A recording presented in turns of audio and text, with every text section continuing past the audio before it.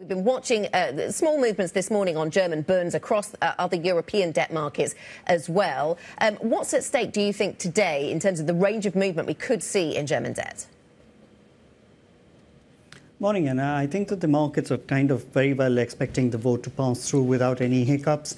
I think we got a bit of a move yesterday in the markets with the Reuters report talking about some constitutional challenges to the vote, but it looks like that path has been cleared now. So the markets are kind of well priced for the outcome. And I think that if you look at the German 10 and 30-year yields, Anna, I think we have seen them move higher by about 50 basis points so far this quarter. That's a huge velocity of a move in such a short span of time.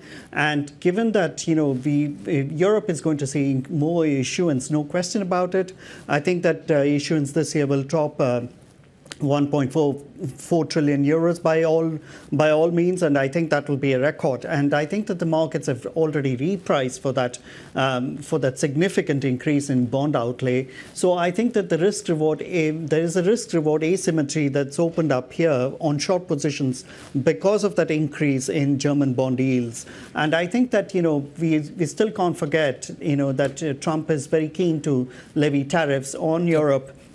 He's threatened on more than one occasion to levy European Union-centered tariffs. So I think with that hanging, I think that the yields are going to nudge lower over the short term beyond today's vote.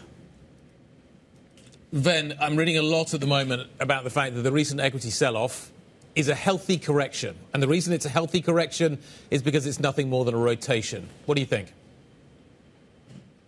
Well, I think there is a fair case to be made for that, Guy, because if you look at it's a buying opportunity if you lean on to the idea that this is a brief downturn in the economy. If you look at the Fed Atlanta GDP, that's the gauge that I'm watching every day. And if you look at that gauge, that gauge is basically signaling that there may be a contraction in the first quarter. Now, the question is, how sustainable is that soft patch in the economy going to be? If it's going to be a long drawn-out, prolonged, sustained soft patch, I think that equities will sell off a lot more from here. I think the S&P 500 specifically will go to 4,800. That will mark a proper bear market for the S&P. But if you think about it as a short downturn, and we don't know yet the complexion of this downturn, if it's a short downturn, then it's a buying opportunity.